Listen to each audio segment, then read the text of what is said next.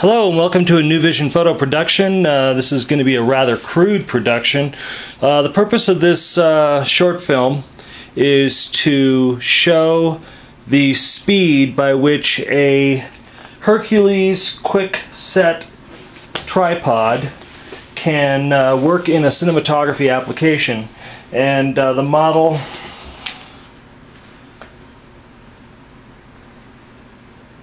is actually a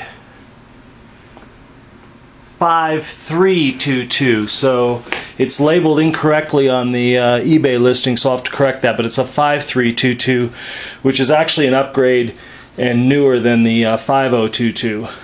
Okay, the first test that we're going to do is going to be the pan left, pan right. And to give a reference point, I'm looking at a fireplace, and there's a photograph over the fireplace, and what we're going to do to start with is we're going to, right now I'm just turning the tripod very easily, slowly, without giving it much work from left to right. And what I'm going to do is I'm going to start out on the left side of the room.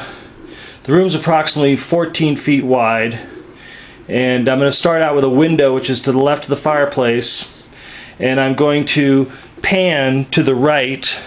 I'm going to pan to the right to another window which is on the right side of the fireplace, and the first time I'm going to go there, I'm going to do it just moderately, meaning I'm not trying to turn it as fast as I can, I'm just trying to turn it at a nice pace, okay? And we're starting now, panning right.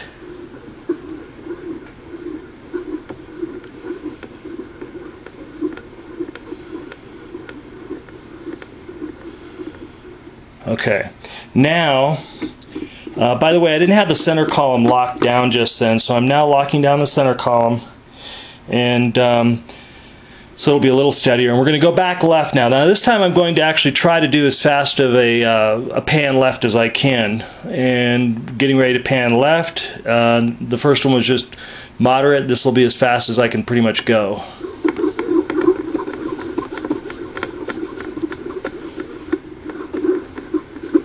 Okay, and I'll go back as fast as I can go.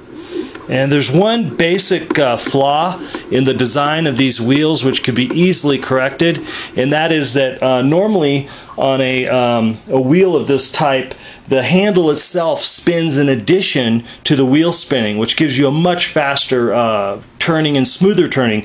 Same principle as the wheels we used to put on pickup trucks and cars back in the olden days to do three-point turns really fast. You wouldn't have to sit there and turn the wheel manually with two hands, you just spin it. And so these knobs are actually locked in place, and if they had just a simple little bearing where they could spin, it would be much better. Okay, let's go on to our next test, which will be the up and down test. Once again, we're focused on a painting over a fireplace, and what we're going to do is we're going to, for reference, I'm just going to slowly go up. Okay, now this wheel is spinning properly, so something, okay, something is okay, it was just too tight. Okay, so this one, they are engineered right, so my bad, it's just that one of the wheels was too tight. So we should have a smoother and faster up and down transition now. So I'm slowly going up to the ceiling, okay, and I'll go as steep as it can go within reason. It can go quite steep, but if you go from the very steepest position, it's not as smooth, but that's pretty steep up looking, okay? Now I'm going to first go moderately panning down to the floor and past the fireplace without trying to go too fast, just kind of a moderate speed, and starting.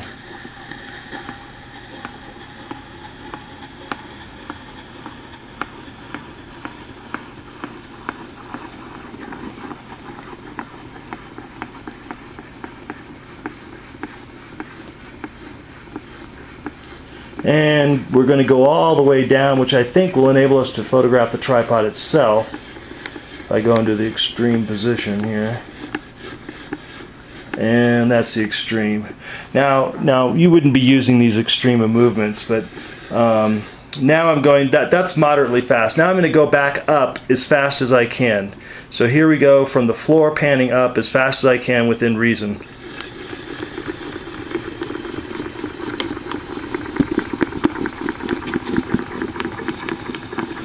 and back down. And back up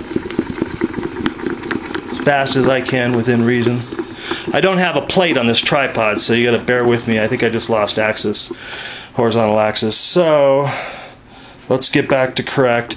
Now we have one more test, which is the up and down test. Okay, let's see, let's get this. Okay, I'm shimming this because it's... Okay. Alright, now we're going to do our up and down test, and I'm going to make sure I have the legs spread out all the way. Okay, there we go. I should have had that spread out before. Would have been a little more steady. And of course I lost my great position on my tripod here, or my cheesy plate that I quickly made. Okay, so now what we're doing now is we're going to be doing an elevation rise, elevation drop. Obviously when you do an elevation drop, the gravity is going to be working in your favor. When you're going elevation up, you're fighting gravity. And we're going to start out, I'm unlocking the main lock for the vertical center column. I'm lowering, and we're going to start out at the lowest point that the column can be at. And just so you know, the tripod is approximately, it's in its normal extended leg lower base position. So the legs are all the way out, the center column is locked and where it should be. And in fact, I'm going to tighten it down now to give it a nice snuggie. Lock her down. Now there are feet lockdowns too, which would add considerably to the stability of this rig, and I'm sure on a set you could kind of blimpyize the tripod audio issues, or just isolate your audio through, you know, your sound man pulling sound off subject instead of, you know, at the tripod. You'd probably be running a boom mic anyways. Okay, here we go. Now we're going to do a vertical rise, okay? And I'm going to lock down the pan right left lock just so that we don't have any motion from that as I go up and down. Okay, so here we go. We're now going, this is the rise test, and the first test I'm going to do is going to be just a normal relative rise. So here we go, and rising.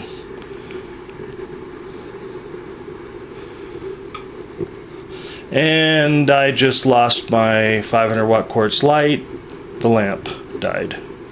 Isn't that wonderful? Okay, so hear that, or it's got a heat circuit and went out. It's a great little hot light though. I love it. I love hot lights. What you see is what you get. It's kind of the WYSIWYG of lighting. Probably why motion pictures prefer it to strobe. Okay, alright, let me try to pause this and get a different light.